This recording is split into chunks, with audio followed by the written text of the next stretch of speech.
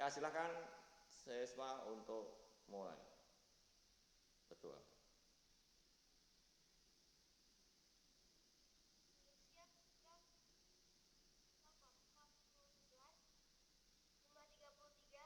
Hadir 21, kurang 12, tanpa keterangan, siap untuk mengikuti pembelajaran fisika. Yakin tanpa keterangan siswa? Keterangannya menyusul saja. Siap Pak. Ya. Diulang Pak. Ya. Duduk siap gerak. Lapor kelas 10-11, hadir 21, hadir 22, siap mengulangi Pak. Enggak apa-apa, lanjut aja, lanjut. Hadir 25, kurang 8, keterangan menyusul, siap untuk mengikuti pembelajaran fisika. Lanjutkan.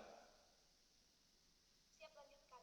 Sebelum memulai pembelajaran, marilah kita membaca doa sesuai agama masing-masing. Berdoa mulai.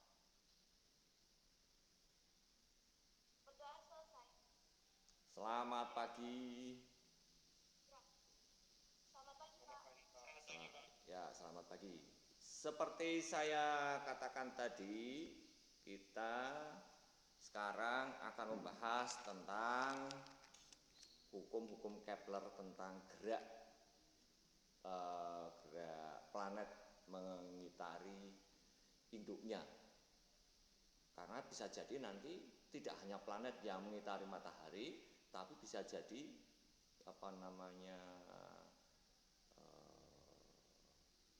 bulan mengitari bumi, atau bisa jadi malah satelit buatan kita itu juga ternyata akan menyesuaikan dengan hukum-hukum Kepler tentang gerak benda. Tapi sebelum mulai masuk ke sana, akan saya pamerkan dulu pernah saya singgungkan tentang software yang bisa untuk menampilkan gerak planet secara animasi supaya kalian bisa lebih paham lagi.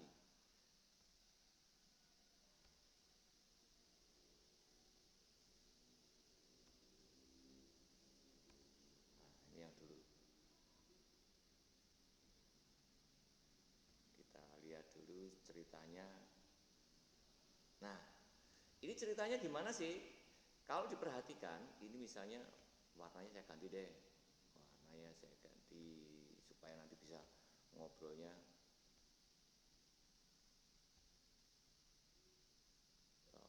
bisa lebih enak. Nah, ada dua buah benda yang berada di sekitar dunianya. Ada yang warna lain enggak? Oh, matahari itu kan warnanya kuning. Kita andaikan itu matahari, kemudian ada planet. Kita coba dulu.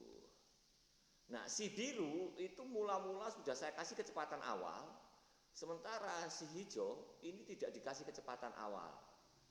Oh, ternyata kalau si hijau tidak ada kecepatan awal, dia akan langsung tertarik ke arah matahari sehingga dia langsung jatuh ke sana seolah-olah. Tetapi si biru itu ternyata tidak, dia justru bisa berevolusi dengan jari-jari yang tertentu dan lintasannya juga tertentu.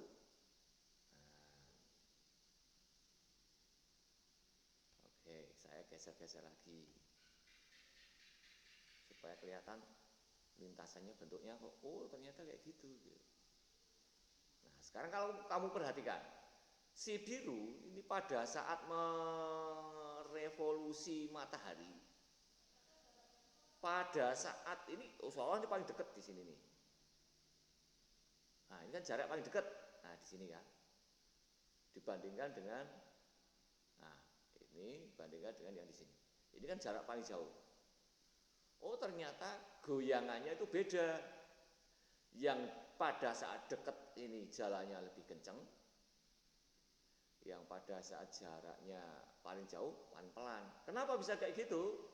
Kita coba hajar berdasarkan ceritanya Eyang Kepler. Menurut Kepler, sesuai dengan hukum pertama Kepler, Jangan menuliskannya menjadi hukum Kepler 1. Jadi kalau hukum Kepler 1 seolah nanti ada Kepler 1, Kepler 2, Kepler 3, itu generasi yang berbeda. Tapi hukum pertama Kepler mengatakan bahwa lintasan, aduh pas habis nih, maaf.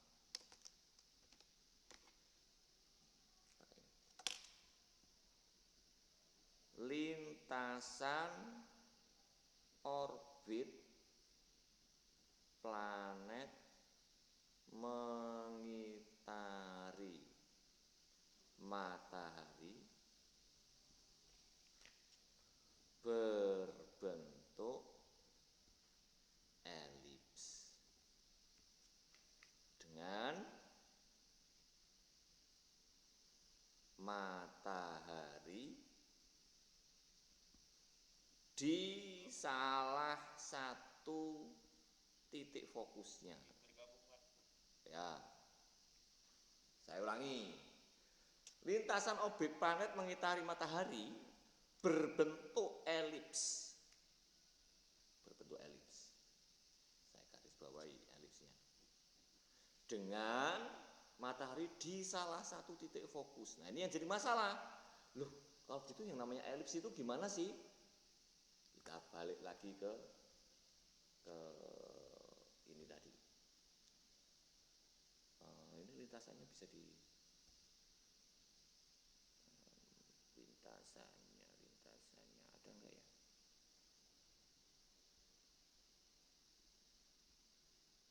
So value of position line.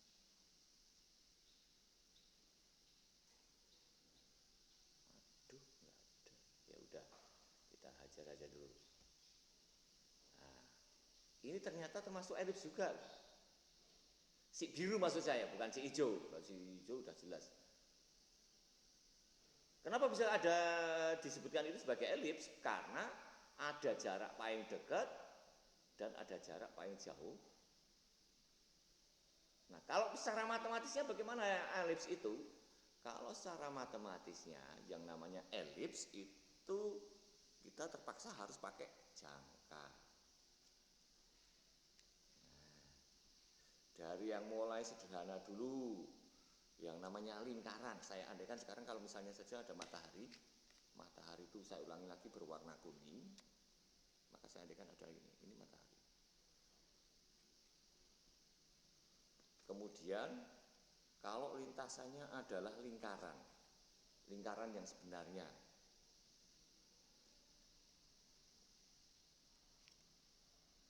Kalau lintasannya lingkaran sebenarnya, maka apa yang terjadi?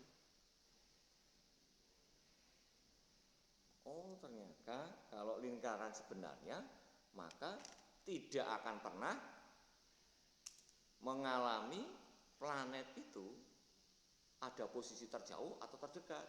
Dimanapun dia berada, selalu jaraknya itu akan sama.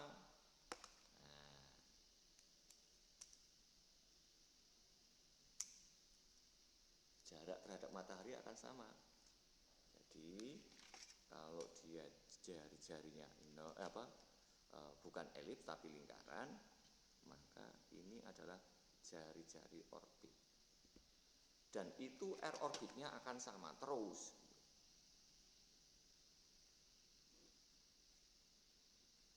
R orbit. R orbit akan sama jika lintasan berbentuk lingkaran.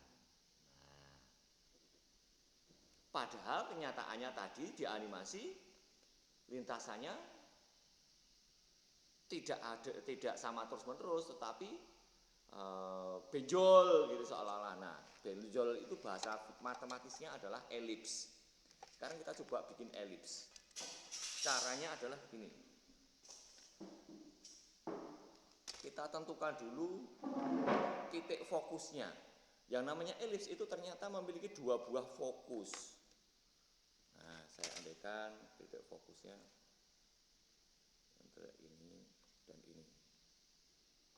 kemudian kita pasang pakai jangka, kita letakkan di sini dan di sini.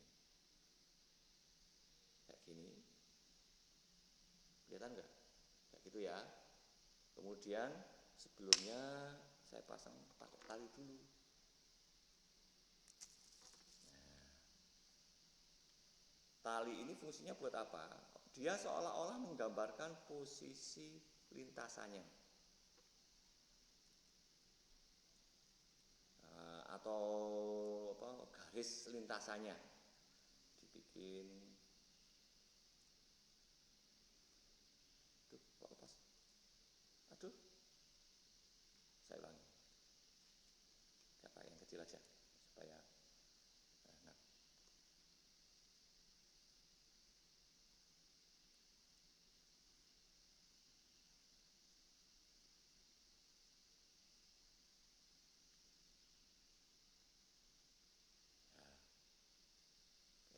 Nih, kita nanti coba membuat beberapa perbandingan. Kalau misalnya tidak pakai dua fokus, maka akan terjadi jadilah lingkaran, ya kan? Sekarang kalau pakai dua fokus kayak gitu tadi, jadinya bentuknya apa? Warnanya saya buat dulu warna hijau. Tuh.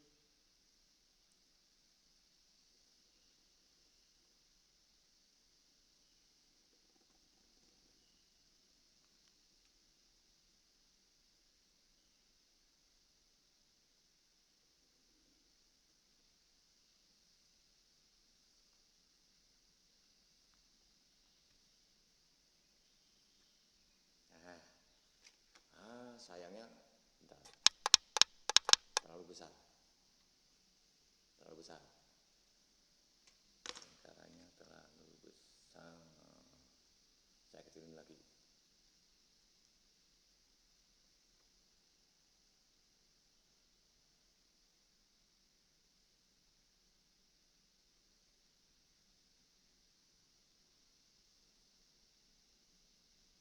Oke.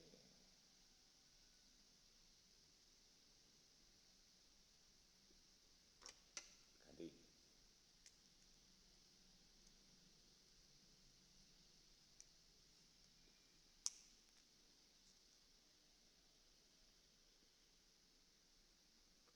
Tuh.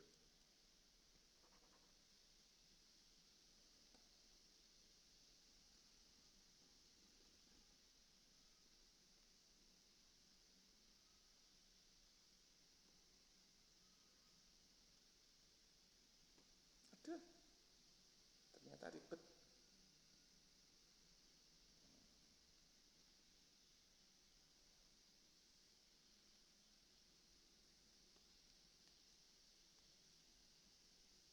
Oke, it's perfect. Nah, yang biru ya, yang biru. Ini tadi yang lepas-lepas. Ini fokusnya.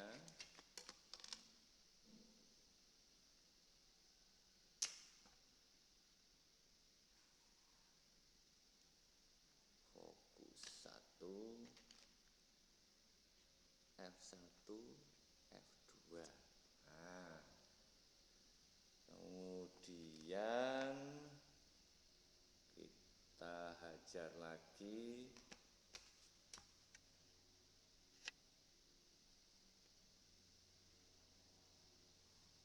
Nah, kasih nama-nama juga. Ini sebagai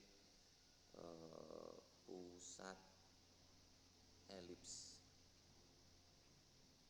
Ini pusat elips. Nah, berarti matahari ada di salah satu fokus, misalnya saja di sini. Ini posisi matahari.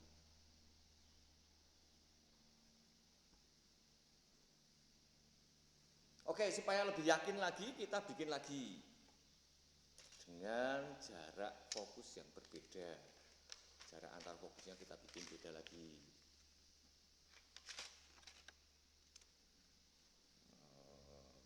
Tadi segitu, sekarang tambahin lagi. Ya, segini.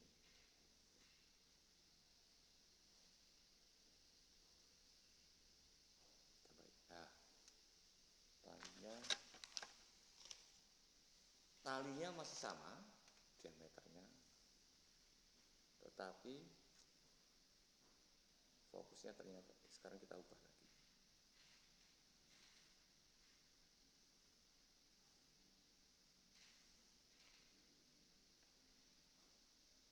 Oke, kita bikin lagi, mudah-mudahan sekarang bagus. Aduh, masalah lagi. Aduh.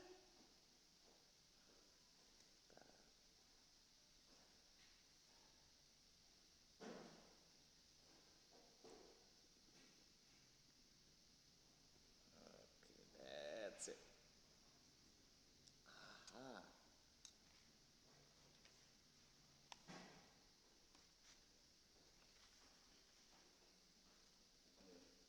Nah, seperti ini, ya kan? Lebih bagus toh?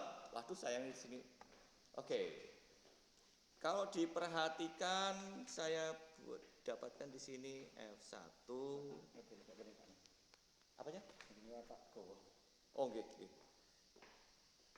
F2 titik fokusnya, kemudian matahari ada di salah satu fokus, seperti itu. Terus kalau dibandingkan dengan yang tadi, nah, supaya lebih ekstrim lagi, kita bandingkan.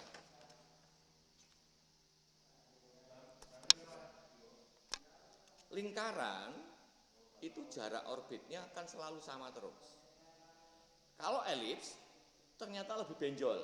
Kalau ini matahari ada di situ, maka kadang-kadang dia ada planet ada di posisi paling dekat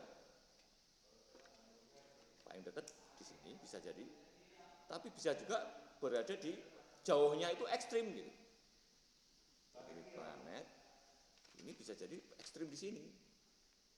Nah, berarti jaraknya sekian itu. Nah, kalau lebih benjol lagi seperti ini, nanti perbedaannya lebih ekstrim lagi. Ini jaraknya dekat banget, sementara pada saat di sini jauh banget, karena jaraknya jadi sekian. Gitu. Jangan lupa matahari di situ. Jadi tingkat kebenjolannya lebih ekstrim. Nah, untuk itu supaya lebih paham lagi, kita kenali lebih dalam tentang elips. Elips itu gimana sih? Apa saja yang harus kita ketahui? Yang harus kita ketahui adalah yang pertama, yang dinamakan sebagai di situ ya. Oh, ini dulu. Yang harus diketahui dulu.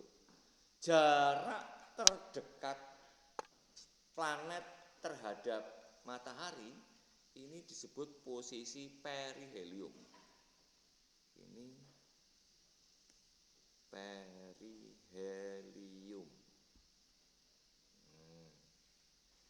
Posisi terjauh tadi sudah terlanjur kita buatkan di situ. Berarti yang ini dari sini sampai sini. Ini namanya aphelium. Posisi aphelium. Jadi planetnya misalnya di sini. Nah, kalau di sembarang ya namanya saja sembarang. Berarti enggak masalah. Misalnya saja di sembarang di sini boleh deh. Posisi sembarang.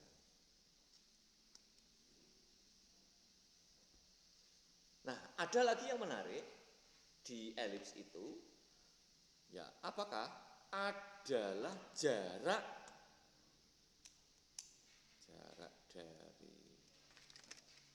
dari fokus ke planet ke sini, kemudian ke sana ke fokus berikutnya. Ini selalu sama. Oke, kita bikin lagi di sini. Ternyata panjang ini akan selalu sama. Buktinya apa? Pakai tali itu akan sama terus. Nah, aduh. 1 tambah 1, ini 2 tambah 2. Panjang 1 tambah panjang 1 sama dengan panjang 2 tambah panjang 2. Maksudnya ini tambah ini sama dengan ini tambah ini. Berarti perihelium tambah, oh enggak ada ya, enggak ya. Karena dari sini ke sini harus sama dengan juga sampai ke situ. Oh, afelium juga ya ternyata ya. Perihelium tambah afelium sama dengan ini tambah itu. Sama dengan perihelium tambah afelium. Nah, kita buat seperti itu sekalian.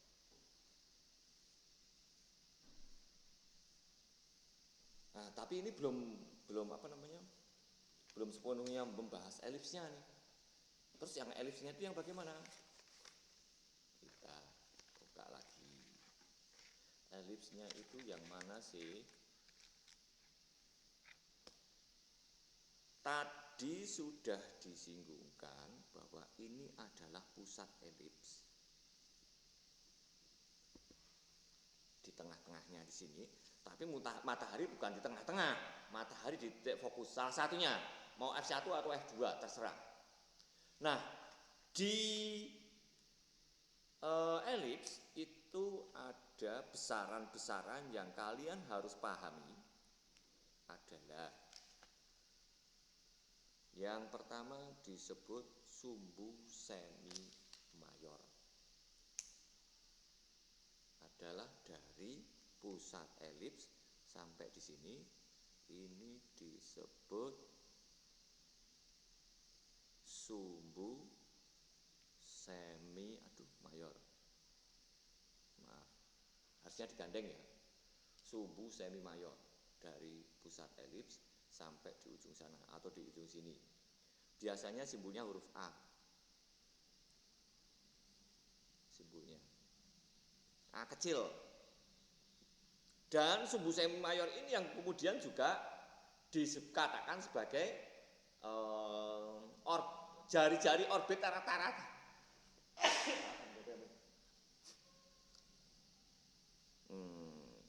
Atau sebagai jejari orbit rata-rata. Nah, karena apa? Oh, ternyata kalau di perihelium dekat banget, afelium jauh banget. Nah, rata-ratanya otomatis sama dengan dari sini, dari pusat elips ke ujungnya sana-sana. Ini disebut sumbu semi mayor, sumbunya huruf A. Kemudian yang ini dari sana sampai sini, ini simbolnya huruf B kecil, disebut sumbu semi minor. Sumbu semi minor huruf B. Kemudian ada lagi dari fokus ke pusat elips simbolnya huruf C. Tetapi tidak ada namanya. Tetapi itu juga penting karena apa? Ada besaran lagi yang disebut eksentrisitas. Eksentrisitas itu apa?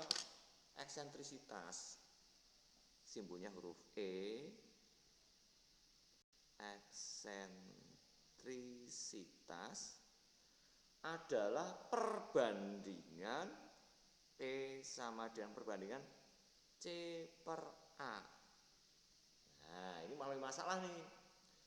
Kalau C-nya semakin kecil dibandingkan dengan A, maka jadinya seolah-olah ini semakin kecil, maka seolah-olah menjadi semakin bulat. Kalau C-nya 0, jadilah lingkaran. Nah, ini lingkaran itu berarti saat E sama dengan 0 atau C per A sama dengan 0 atau C-nya yang sama dengan 0. Lingkaran, jadilah lingkaran. Jadi C per A sama dengan eksentrisitas itu menyatakan tingkat kebenjolannya. E sama dengan 0 jadilah lingkaran. Ya kan? Karena apa? Fokusnya numpuk jadi satu. Seolah-olah nggak ada perbedaan antara ininya. Nah, kalau C-nya semakin membesar, jadilah elips. Elips. Tapi apa yang terjadi jika ini kan C-nya saya ulang dulu di sini. jika sama dengan 0 ternyata jadinya lingkaran. Kalau gitu yang elips yang mana? Elips itu saat lebih besar dibandingkan 0 dan ini kurang dari 1. Jadilah elips. Nah, loh kalau gitu, kalau pas tepat sama dengan 1 apa jadinya? Kalau tepat sama dengan 1, jadilah parabola. Kalau lebih dari 1, jadilah hiperbola. Jadi bahasa hiperbola itu bahasa yang memiliki eksentrisitas lebih dari 1. Nah, ini harus paham. Karena apa? Nanti misalnya saja planet diketahui, planet memiliki sumbu semi mayor, diketahui A sama dengan. Kemudian dengan eksentrisitas E sama dengan.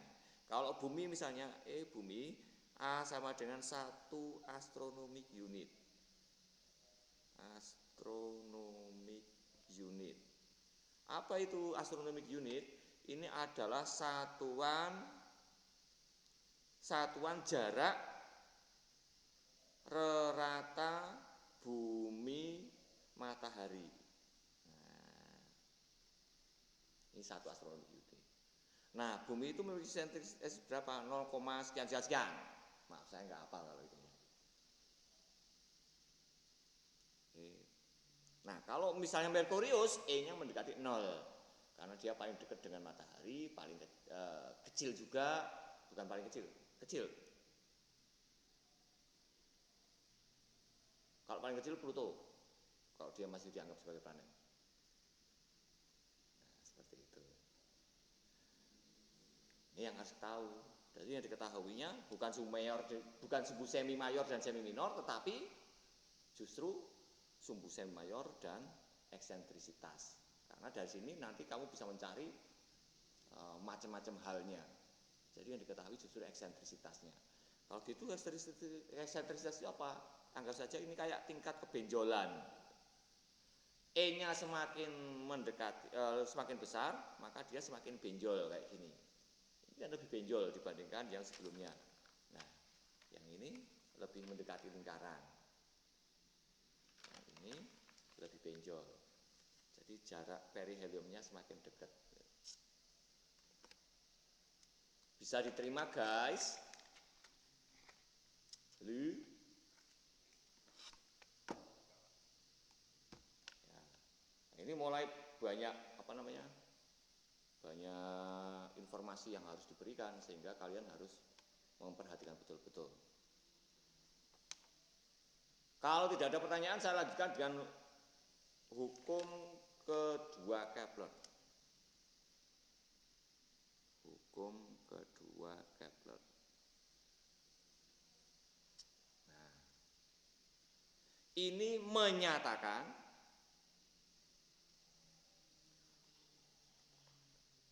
luas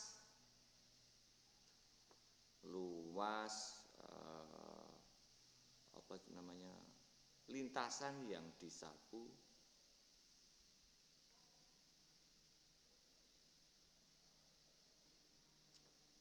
setiap interval waktu tertentu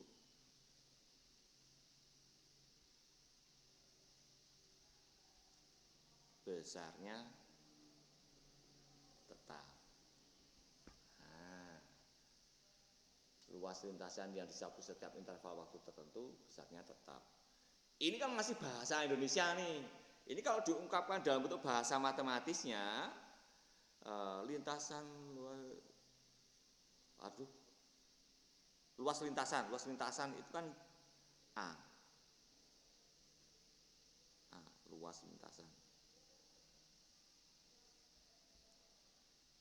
Setiap berarti per interval waktu delta T. Berarti ini pakai delta juga. Delta A per delta T sama dengan bernilai tetapan, konstanta K misalnya. konstan. Nah, itu artinya apa sih? Kalau diperhatikan animasi tadi, sekarang kita fokus memperhatikan si biru atau si hijau di, udah nggak apa-apa, si biru hijau. Kita fokus ke si biru. Apa yang terjadi dengan si biru? Ini pada saat di posisi perihelium. Kalau kamu perhatikan pada saat di perihelium di sini, itu ternyata gerakannya lebih kenceng dibandingkan pada saat di posisi terjauh, aphelium. Ini perhatikan, posisi di aphelium di sini, itu ternyata lebih pelan dibandingkan pada saat di perihelium.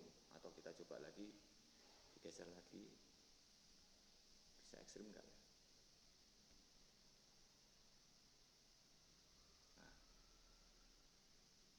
Nah, itu perbedaannya lebih ekstrim lagi. Geser lagi. Nah, ada keganggu si hijau. Si hijau saya geser lagi di sana. Terus si biru kita dekatkan lagi.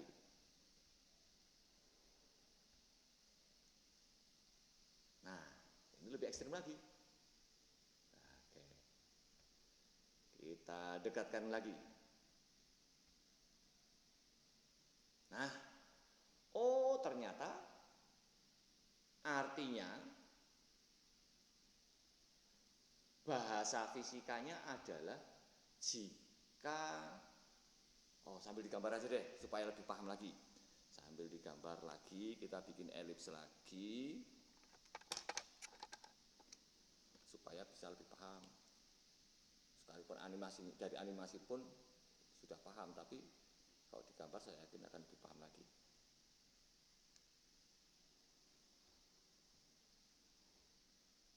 Kita buat dulu fokusnya di sini dan di situ.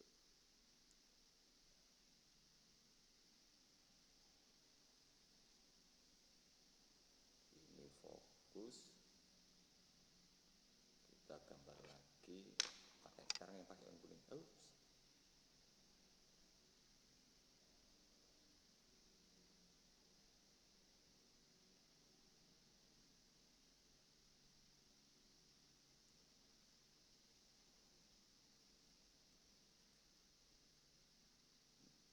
That's perfect. Oke. Kemudian matahari, karena matahari tadi yang ke kiri terus, ini matahari di sini. Nah, kemudian planet. Saya andaikan begini, kalau misalnya setiap 1 bulan, ini kan kata-katanya kan luasnya sama setiap interval waktu, berarti kita andaikan saja 1 bulan. 1 bulannya itu yang ini jalan dari sini sampai sini. Dalam 1 bulan, maka luasnya yang disapu itu yang mana? Inilah luasan yang disapu maksudnya.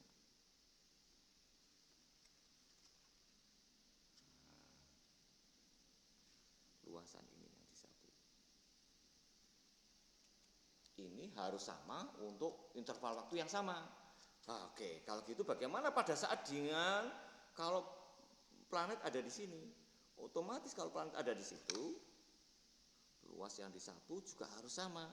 Luas yang sama itu jadinya bagaimana? Oh ternyata dia gerakannya cuma segitu. Nah, karena apa? Luas ini harus sama. Luas ini sama dengan luas ini. Kemudian bagaimana kalau di sini? Ya tetap saja kalau di situ ya tetap luasannya harus sama juga. Nah,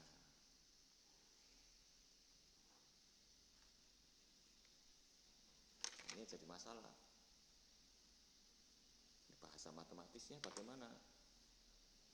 Oh maaf, ini bahasa matematis. A1, A2, A3. Tadi dikatakan delta A per delta T sama dengan konstan. Dari bahasa Indonesia, luas lintasan yang disapu setiap interval waktu tertentu besarnya sama. Oh, jika setiap bulan luasnya sama, maka apa yang terjadi? Kita lihat. Ternyata sudut yang terbentuk, misalnya ini adalah theta 1, yang ini theta 2, yang ini theta 3. Tetanya itu ternyata tidak sama. Karena apa? Pada saat di sini tetanya besar. Semakin kecil. Paling jauh, paling kecil. Padahal kita tahu yang disebut omega, kecepatan sudut, sama dengan delta theta per delta t. Semuanya kan memiliki delta t yang sama nih. Tetapi delta tetanya beda. Oh berarti omeganya berbeda. Oh berarti pada saat dekat dia omeganya besar atau mutarnya kenceng, habis itu pelan, sampai di sini perihelium paling pelan. Gitu. Ini bahasa fisikanya, bahasa matematisnya luas yang disapu sama, tetapi bahasa fisikanya pada saat dekat kenceng, semakin pelan, pada perihelium itik pelan, habis itu kenceng, pelan lagi sampai di sini itik paling pelan. Contoh yang ekstrim lagi itu adalah lintasan komet, komet Halley misalnya. Komet Halley itu pada saat dia kabur akan balik lagi itu kira-kira umurnya 76 tahun. Pada saat dia jalan 76 tahun untuk mau balik lagi. Setelah 76 tahun dia balik ke sini dan menghampirinya pun hanya sekejap, pelan banget gitu. Sebentar banget gitu. Kenapa sebentar? Karena kecepatannya sudut pada saat dekat itu lebih besar. Pada saat menjauh semakin lambat, di sini idik-idik banget. Sampai 76 tahun baru balik lagi, ngapelin lagi matahari. Tapi ngapelinnya juga cuma sebentar banget. Nah, asik toh. Ini bahasa fisikanya kayak gitu. Jadi inti dari hukum kedua Kepler itu menyatakan bahwa pada saat dekat dia utuk-utuk, tapi begitu jauh jadi itik-itik pelan banget. Kalau bahasa fisika, itu bahasa fisikanya. Bahasa matematisnya, luas yang disapu setiap interval waktu, setiap itu kan per interval waktu delta t, ya toh? Konstan. Jelas banget, enak banget tuh. Bahasa matematis, bahasa fisika. Nah, belajar fisika itu kamu tidak hanya butuh tahu rumusnya, tetapi harus sampai pada pemahaman konsepnya. Sampai segininya.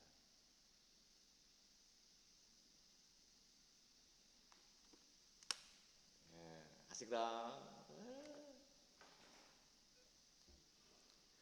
Lanjut, sekarang hukum ketiga Kepler. Hukum ketiga Kepler bunyinya bagaimana? Ini mulai ribet. Ini matematis banget kalau sekarang. Hukum ketiga Kepler. Kalau sekarang dikembalikan lagi ke cerita bahwa supaya yang gampang maksudnya ya. Karena kalau elips itu sulit banget, nanti bahasa matematisnya sulit banget. Karena kalian masih kelas 10, kita permudah dengan pengandaian begini. Kalau saya andaikan lintasannya itu berbentuk lingkaran saja dulu.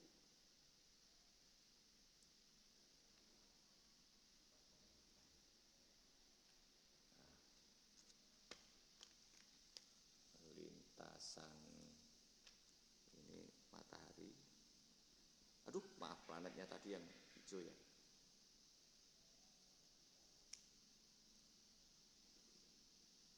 Oke, matahari misalnya, kemudian ini planet memiliki jari-jari orbit jari-jari orbit tadi, A. R orbit sama dengan A. Sumbu semi mayor sama dengan R orbit rata-rata, ya kan? Sumbu semi mayor sama dengan R orbit rata-rata. Supaya mudah diandaikan berbentuk lingkaran. Nah, permasalahannya, kenapa sih planet kok bisa tetap bertahan di situ, padahal dia kena gaya gravitasi. F gravitasi menuju ke pusat. Nah, apa yang terjadi jika planet itu bergerak ke arah sini? V-nya ke sini. Sehingga dia mengorbit lintasan berbentuk lingkaran. Kayak gitu. Seperti kita ketahui, setiap benda yang bergerak melingkar itu syaratnya harus ada gaya, oknum gaya yang berperan sebagai gaya sentripetal. F sentripetal. F sentripetal itu apa? F sentripetal adalah gaya, oknum gaya yang selalu mengarah menuju pusat, sehingga benda bergerak melingkar. Nah, ini harus ditulis dulu. Kenapa ada kata-kata oknum?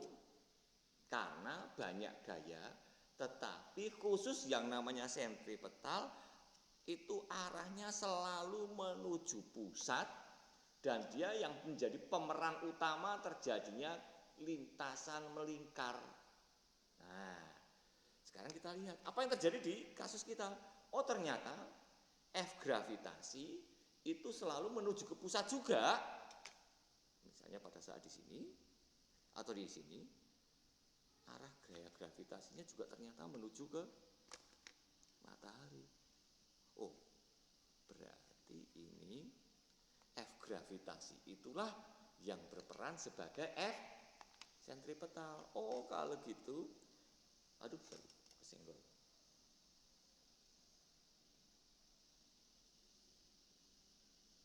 Mana tadi?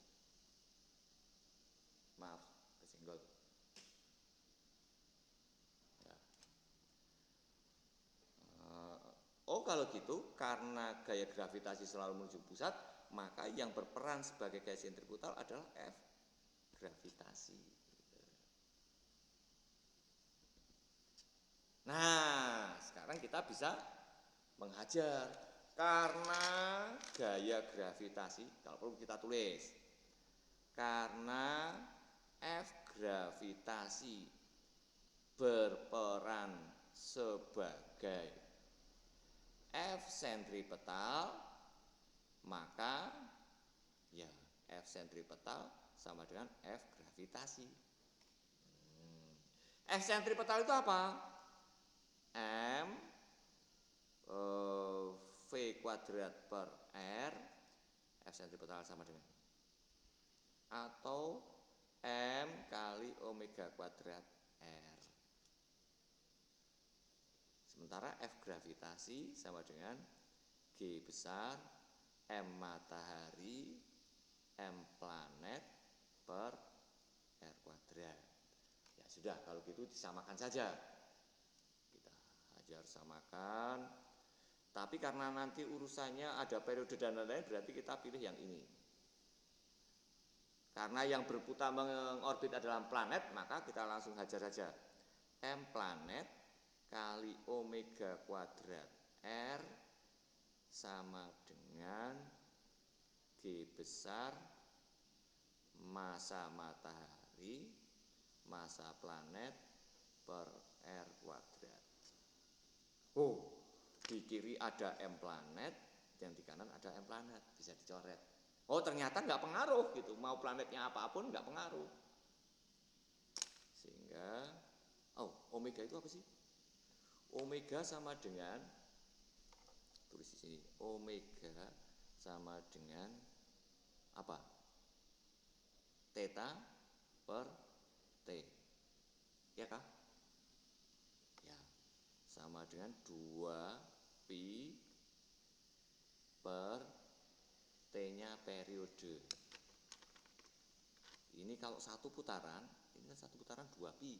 Satuannya jangan lupa, theta itu sudut, ini satuannya harus radian.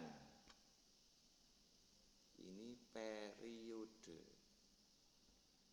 Kemudian boleh juga dituliskan 2 pi kali F, di mana F adalah frekuensi. Nah, sehingga kalau saya pilih yang ini misalnya, maka diperoleh 2 pi per periode kuadrat.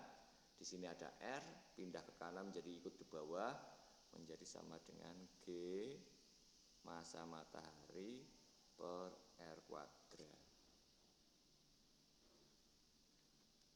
Maaf, R-nya pangkat 3, karena ini sudah kuadrat, ini R menjadi pangkat 3. Kemudian saya tuker, R-nya pindah ke kiri, P-nya karena konstan yang kanan bisa kita buat yang konstan-konstan saja, jadi menjadi R pangkat 3 per T kuadrat. Setelah kita bongkar, sama dengan G M matahari per 4 pi kuadrat.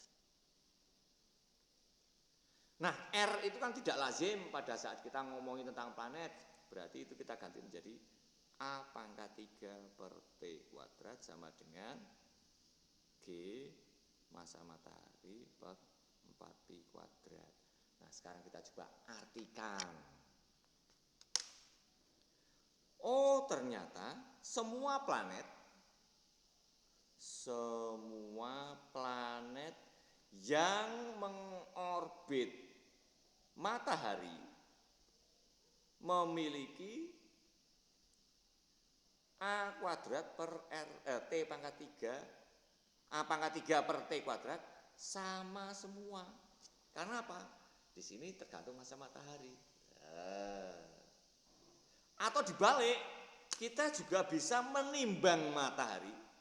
Massa matahari kalau gitu sama dengan, ini pindah ke sana, menjadi 4 pi kuadrat,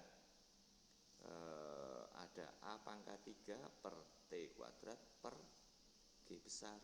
Oh, kalau gitu kita juga bisa menimbang matahari. Menimbang matahari. Nah, dengan apa? Tahu jari-jari orbit rata-rata atau sumbu mayornya pangkat 3, tahu periode revolusinya, kita tahu ini konstanta semua yang di sebelah kiri, maka dapatlah massa matahari. Jadi orang fisika itu memang cerdik dan harus cerdik untuk menimbang segala sesuatunya, termasuk menimbang cintanya cowok kamu misalnya yang siswa putri. Ini kan konstanta, oke, kan nanti bisa dibandingkan dengan cowok yang lain. Jika jaraknya jauh banget, tetapi dia sering apel, waktu apel T-nya periode berarti kalau periode datangnya ke kamu itu kecil, berarti kalau gitu frekuensinya besar, sering apel, oh berarti cintanya gede banget. Ini kan bisa tuliskan juga apa? A kali F. Jaraknya jauh, A-nya besar, frekuensinya besar, berarti sering apel, berarti cintanya besar sekali. Tapi kalau jaraknya dekat, nggak pernah apel, berarti kamu bohong-bohongan tuh. Ya tuh. Cara menimbang cinta.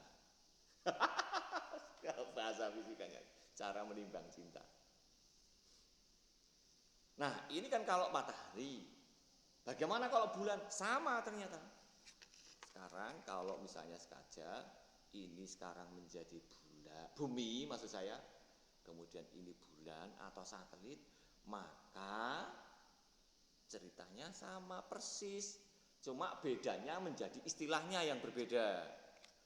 Maksudnya apa? Oh, kalau misalnya pada saat yang posisi paling dekat, ya misalnya yang ini, kalau ini sekarang ini bumi, maka poin paling dekat ini disebut perigi. Oke, ini matahari sekarang. Atau bikin lagi aja ya, supaya tidak salah.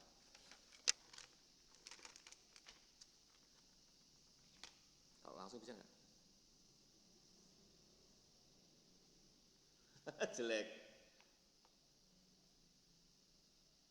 Nah, ini contoh yang jelek. Tapi nggak apa-apa kalau mau cepet-cepetan. Tapi jangan dicontoh. Misalnya ini bumi. Kemudian ini bulan. Nah, posisi terdekatnya ini disebut perigi. Karena mengitari bumi, geogi. Posisi terjauhnya disebut apogi. Sebetulnya sama sih, peri sama apo. Nah, ceritanya juga akan elips juga. Makanya kalau kita memperhatikan bulan pada saat purnama setiap saat, itu bisa jadi bulannya kadang-kadang relatif lebih kecil. Nah, contoh yang tanggal berapa kemarin itu 27 April kemarin,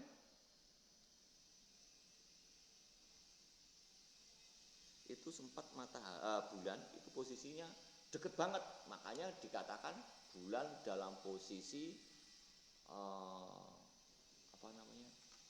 di perigi, istilahnya saya sampai lupa, bulan kuning ya. Kenapa bisa kuning? Karena dia begitu cerahnya sehingga kelihatan kayak berwarna kuning. Loh, kok bisa warna kuning? Oh, karena disinari oleh matahari yang juga berwarna kuning gitu. Jadi matahari itu aslinya berwarna kuning. Padat sekali ternyata isinya sekarang. Saya kira informasinya hukum Kepler itu segini banyaknya. Jadi kalau misalnya saja kalian masih belum paham, saya ulang sekali lagi sepintas.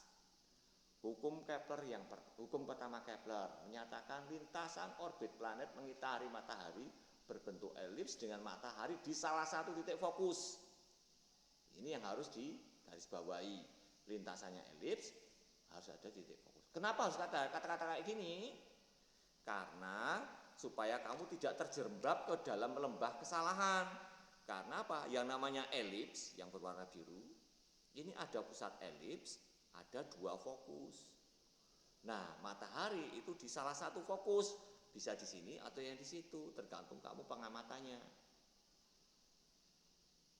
Kiri atau kanan itu kan menurut siapa yang melihat. Kalau menurut saya di sebelah kiri, tapi menurut kamu bisa jadi sebelah kanan gitu. Kalau saya menuliskan di whiteboard atau menurut saya gitu. Nah, elips itu memiliki konsekuensi apa? Oh, ternyata ada kalanya menjadi sangat dekat banget, ada kalanya jadi jauh banget karena jaraknya ini jadi dekat banget, yang kemudian nanti disebut sebagai perihelium, dan jadi jauh banget berlipat yang disebut aphelium. Oh, ada lagi, oh ternyata yang namanya elips itu ada besaran-besaran yang kamu harus tahu yang disebut sumbu semi mayor, simbolnya huruf A, yang kemudian dianggap sebagai jejari orbit rata-rata, dan sumbu semi minor, simbolnya huruf B, kemudian C itu jarak dari pusat elips sampai di titik fokusnya, C. Untuk apa? Oh, C ini nanti akan menerangkan besaran yang lain yang disebut eksentrisitas tingkat kebenjolan elips. Kalau C-nya semakin kecil, maka jarak fokusnya semakin dekat. Semakin kecil sampai 0 jadilah lintasannya berbentuk lingkaran. Nah, elips itu kalau fokusnya sudah berpisah semakin jauh. Tapi kalau lebih besar, semakin besar sampai dengan 1, lintasannya jadi berbentuk parabola. Jadi antena parabola itu antena yang karena fokusnya itu jelas pasti ada di situ. Nah, misalnya saja antena parabola kan gini, ini fokusnya. Oh sorry, tidak kelihatan. Nah, antena parabola. Seolah cahaya atau gelombang elektromagnetik ke sana, gelombang elektromagnetik ke sana, gelombang elektromagnetik ke sana. Ini namanya titik fokusnya. Maka LNB-nya diletakkan di situ, LNB diletakkan di titik fokus. Kalau punya antena parabola, jadi harus dihitung beneran sehingga ketemu eksentrisitasnya sama dengan 1. Kalau hiperbola itu lebih benjol, lebih ekstrim, lebih mendekati mendatar. Oke, nah yang namanya planet itu yang diketahui jari-jari orbit dan eksentrisitas, jangan lupa. Sehingga kalian bisa menghitung sendiri berapa perihelium dan apheliumnya. Lanjut, hukum kedua Kepler. Luas lintasan yang disapu setiap interval waktu tertentu besarnya tetap. Bahasa matematisnya luas lintasan delta A setiap per delta T interval waktu. Oh, kalau dia bernilai tetap berarti ini bahasa matematisnya artinya ternyata luasan itu semuanya sama untuk setiap 1 bulan. Kok pas kayak kata-kata 1 bulan maksudnya apa?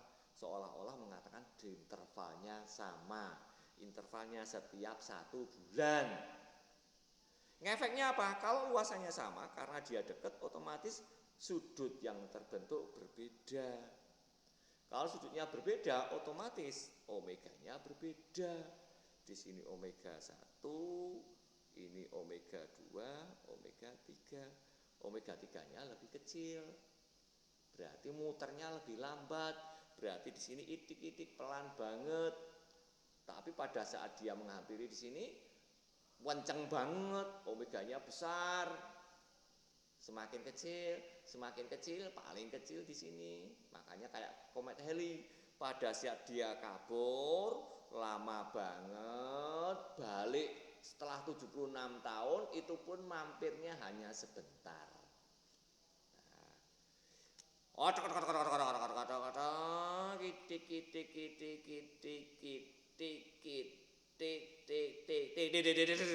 Itu bahasa fisikanya. Lanjut, hukum ketiga Kepler. Ini yang matematis banget. Supaya mudah dikembalikan lagi ke cerita berbentuk lingkaran, mendekati lingkaran. Nah, kalau mendekati lingkaran, kita lihat kasusnya. Yang namanya benda mengorbit itu ternyata karena dia punya kecepatan sekaligus juga ditarik oleh gravitasi, sehingga F sentripetal atau gaya yang berperan sebagai gaya penarik menuju ke pusat itu ternyata dimiliki oleh gaya gravitasi. Oh, kalau gitu gaya gravitasi berperan sebagai gaya sentripetal. Nah, karena gaya gravitasi berperan sebagai gaya sentripetal, maka bisa langsung disamakan. Padahal yang namanya F sentripetal itu apa? Ini F sentripetal. Ini F gravitasi. Oh, kalau gitu ya hajar saja. F sentripetal sama dengan F gravitasi, dihajar, disamakan, sehingga diperoleh persamaan ini yang penting. Berarti A pangkat 3 per T kuadratnya si bumi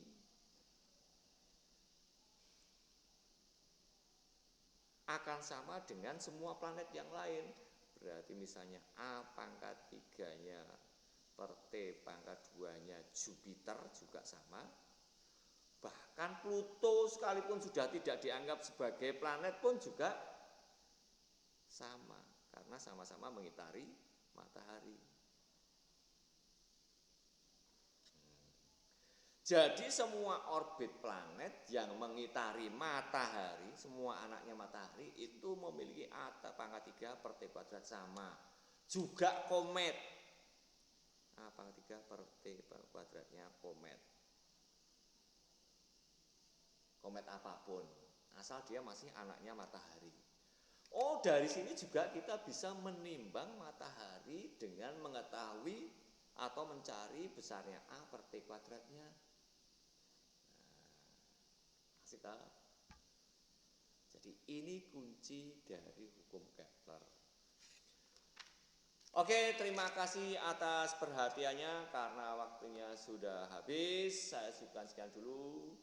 Selamat pagi.